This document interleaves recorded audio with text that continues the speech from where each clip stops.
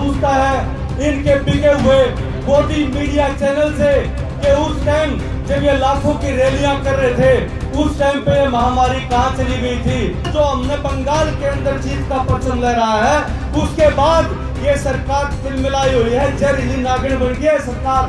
और ये जहरीली नागिन केवल किसानों को डसने के लिए अपना फंड उठाए हुए है। क्या अभी तो केवल एक राज्य से सूखा साफ करा है। अगर जल्दी से जल्दी किसानों की बात नहीं मानी तो केवल सारे राज्यों से, दिल्ली से नहीं, इस भारत के अंदर भाजपा नाम की पार्टी हुआ करती, ये भी कितने लिखा नहीं पाया इतिहास के अंदर। इस सरकार की आप तानाशाही देखिए। नियम जो इस बार एसओपी बनाया है कोरोना का, उसके अंदर 2-3 नियम बनाए हैं। उनमें से एक नियम कितना खतरनाक है देखिए। न्यू कहे भाई मुर्दा फूकने खातर संस्थान में जाना है ना तो 15 दिन पहले संस्थान में बुकिंग करनी पड़ेगी। मैं इस बेवकूफ राजा से पूछना चाहता हूँ, कोई आज तक 15 दिन पहले न्यू बता के गया है भाई मैं फलाने दिन मरूंगा, फलाने दिन मेरा जो उसके अंदर संस्थान के अंदर जरूरत पड़ेगी। मीडिया वाला मेरे से पूछ रहा था 5 महीने में क्या ले लिया। मैं कहा मैं गिनाता हूँ क्या ले लिया। सबसे पहली चीज तो हमारी जीत यह है कि इतनी तानाशाह सरकार जो मोदी एक है मैंने जो कदम उठा लिया उसने उल्टा लिया ही नहीं करता, उसके चौकटे घेरा दिए बैठे हैं और उसमें हिम्मत नहीं है। अगर राजधानी पर बैठे इन किसानों को 1 इंच भी पीछे सरका दे, यह हमारी पहली जीत है। आज इनके बिके हुए हर चैनल कोरोना नाम की बीमारी के नाम पे किसानों को जो है वो सवाल पूछने लगे। लेकिन किसान सवाल पूछता है उस मोदी जी से, किसान सवाल पूछता है उस तड़ी पार अमित शाह से, किसान सवाल पूछता है इनके बिके हुए मोदी मीडिया चैनल से कि उस टाइम जब ये लाखों की रैलियां कर रहे थे उस टाइम पे ये महामारी कहां चली गई थी। और ये सवाल जरूरी बनता है कि आज तक किसानों के जितने धरने हरियाणा में, पंजाब में, मध्य प्रदेश में, जहां भी पूरे भारत में किसान धरने चल रहे हैं, ये बीमारी जो है उस किसान धरने के लोहे धोने के भी नहीं आई। ये किसानों की ताकत है। हमने प्रशासन को पहले दिन कह दी थी, मैं कम से कम 9-10 राज्यों में पूरे भारत में घूमा और अभी घूम ही रहे हैं कि भाई जब तक हमारे किसानों की जीत नहीं होगी हम तुम्हारी एक भी झूठी शर्त नहीं मानेंगे। ना तो टीके लगवावा, हम किसी ने नाटते भी नहीं भाई, कोई टीके लगाना चाहता लगा भी इसके, लेकिन हम जिनने मंच पर बोलने की इजाजत है हम नहीं लगावांगे भाई। बेशक जान जाओ और चाहे भाई पूरा कुटुंब खत्म हो, जब तक हमारी जीत नहीं होगी हम इस सरकार की एक भी झूठी बात को नहीं मानेंगे। हजार किस्म की बातें फैल रही हैं, हजार किस्म की बीमारी जो है बताई जा रही है। जो सीजन आवे उस समय कोरोना बना दे, ज्यादा हो तो खांसी जुकाम को बना दिया जाता है, गर्मी हो तो उल्टी दस्त को बना दिया जाता है। ये किसानों के बीच में तो 4 इंच का भी फर्क कौन है बीमारी क्यों ना आती। ये बीमारी जो है केवल वही आ रही है जहाँ पे लोगों के पास ज्यादा पैसा है, जो पहला ऑक्सीजन दर रहे हैं। एक आदमी कल मैंने फोन करके नहीं था, बोला भाई साहब ऑक्सीजन के सिलेंडर ले लिए और अस्पताल में 2-3 बेड बुक करा लिए। मैं बोला लाकड़ी भी गिरवा ले, केवल लाकड़ी ना मिल रहा उसके आगे का इंतजाम कर ले। इस सरकार की आप तानाशाही देखिए। नियम जो इस बार एसओपी बनाया है कोरोना का, उसके अंदर 2-3 नियम बनाए हैं। उनमें से एक नियम कितना खतरनाक है देखिए। न्यू कहे भाई मुर्दा फूकने खातर संस्थान में जाना है ना तो 15 दिन पहले संस्थान में बुकिंग करनी पड़ेगी। मैं इस बेवकूफ राजा से पूछना चाहता हूँ, कोई आज तक 15 दिन पहले न्यू बता के गया है भाई मैं फलाने दिन मरूंगा, फलाने दिन मेरा जो उसके अंदर संस्थान के अंदर जरूरत पड़ेगी।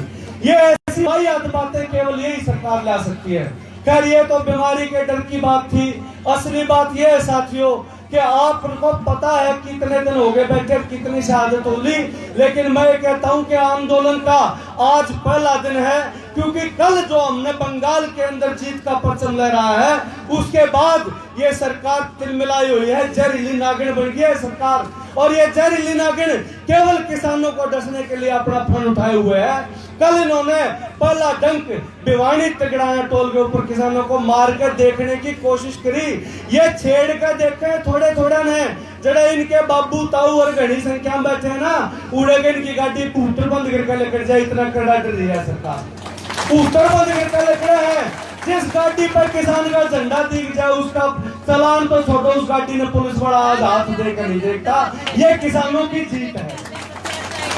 कोई मीडिया वाला मेरे से पूछ रहा था 5 महीना क्या ले लिया, मैं कहा मैं गिनाता हूँ क्या ले लिया। सबसे पहली चीज तो हमारी जीत यह है कि इतनी तानाशाह सरकार जो मोदी एक है मैंने जो कदम उठा लिया उसने उल्टा लिया ही नहीं करता, उसके चौगटे घेरा दिए बैठे हैं और उसमें हिम्मत नहीं है। अगर राजधानी पे बैठे इन किसानों को 1 इंच भी पीछे सरका दे, यह हमारी पहली जीत है।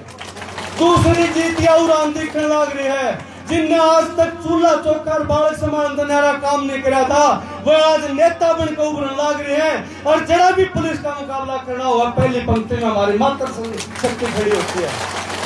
काल में छोरा ने पूछा कई जनानियां ने कमजोर समझो थे, इस मात्र शक्ति में इतना दम है जरा एक जनानी आगे खड़ा हो जाए उड़े जो है 100 छोरा के सर फूटने तक बच जाए, एक जनानी आगे खड़ी हो जाए। मैं इसको बार बार नमन करता हूँ। साथियों मेरी अपील इतनी है कि अब से आगे कम से कम 15-20 दिन के अंदर अंदर ये सरकार घेर के मारकाट मचाने की रणनीति बना रही है। ये इंटेलिजेंस की खबर है। मारकाट करने की रणनीति के अंदर ये लॉकडाउन भी शामिल है। आप सारे घर में बंद हो जाएंगे, काम बंद हो जाएंगे और उसके बाद रोड़ा बना के ला देंगे ताकि एकदम तक किसान और कमेरा और मजदूर अपने साथियों की मदद करने खातिर वहां दिल्ली में न पहुंच जा। इसलिए साथियों हाथ जोड़ कर अपील करता हूं, भाई ये जो अपने धरने टोल पर चल रहे हैं इन्हें तो मजबूत रखो, लेकिन जितने मानस दिल्ली जा सके उतने मानस दिल्ली पहुंचा दो। नहीं तो इस हाल कर देगी सरकार। अब हमारे जो भाई, हमारे चाचा, हमारे दादा रुड़ बैठे हैं ना, किसी की अंगूठी हाथ लगेगी, किसी की जूती पहचाननी पड़ेगी, इतना कत्लेआम करने की तैयारी कर रखी है सरकार ने। इसलिए बार बार कहता हूं कि घरों से निकलो, अपनी फसल जो है ठेके में गेरो, मंडी में गेरो और सीधे दिल्ली के ऊपर जाकर डंका बजा दो और इस सरकार को दिखा दो कि अभी तो केवल एक राज्य से सुपड़ा साफ करा है। अगर जल्दी से जल्दी किसानों की बात नहीं मानी तो केवल सारे राज्यों से, दिल्ली से नहीं, इस भारत के अंदर भाजपा नाम की पार्टी आ करती, ये भी कितने लिखा नहीं पाया इतिहास के अंदर। ऐसे बहुत ज्यादा वक्त नहीं है, मंच ने मुझे 10 मिनट दी थी, मैं केवल इतनी रिक्वेस्ट करने आया था और आपको ये समझाना चाहता हूँ आखिरी बात में कि ये जो लॉकडाउन है, जब इस लॉकडाउन में जीत जाओगे, जो लॉकडाउन इफेक्टिव प्रभावी नहीं होने दोगे तो अपना किसान आंदोलन भी जीत जाओगे। क्योंकि इस लॉकडाउन का बीमारी पे लेना देना नहीं है, क्योंकि यूरोप के अंदर बीमारी है, वहां पे 3.34% मौतें हो रही हैं, भारत में केवल 1.12% मौतें हो रही हैं। लेकिन आज भारत के अलावा किसी भी बड़े देश के अंदर कोरोना नाम की बीमारी के कारण ताले बंद नहीं है, घर के सब अपने धंधे करने लग गए हैं। ये सरकार दुधारा खेल खेल रही, दुधारी तलवार से वार कर रही है। एक तरफ हमारे काम धंधे बंद कर रही है, ये चाहती है कि 2022 के जब इलेक्शन नजदीक आए तो घरों के अंदर बंद कई महीनों से जो युवा अवसादग्रस्त हो जाएगा, टेंशन में आ जाएगा, नौकरी नहीं रहेंगी, वो युवा इतना परेशान हो जाएगा कि जब ये हिंदू मुस्लिम या 35 एक करेंगे तो आपस में गाजरमूली कर मारकाट मचाने के लिए इस युवा का प्रयोग किया जाएगा। इसलिए युवा शक्ति का मैं आह्वान करता हूँ, इस साल से बचो।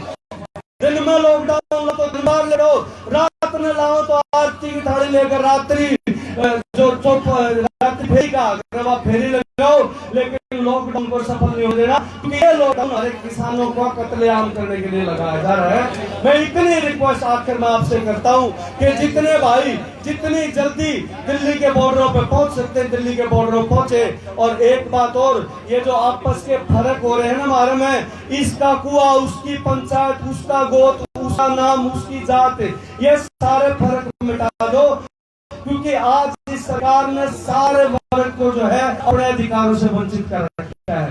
ना बालकों की पढ़ाई चल रही, ना कर्मचारियों की नौकरी चल रही, ना छोटे व्यापारी का व्यापार चल रहा, और खेती के ऊपर भी नहीं कब्जा करने की चाल चल रखी है। ये सारे संसाधन इकट्ठे करके और कुछ पूंजीपतियों के हाथ में देना चाहे हैं ताकि बाकी जो सारी कमेरी कौम है वो मजदूर बनके और तड़के सिर पर तसरे और हाथ में कस्सी लेकर लेबर चौक पर खड़ी हो जा। ये इसकी प्लान है, लेकिन किसान के अंदर इतनी ताकत है कि वो इसके ऐसे काले मंसूबों को बिल्कुल भी अंजाम नहीं, अमली जामा नहीं पहचाने देगा।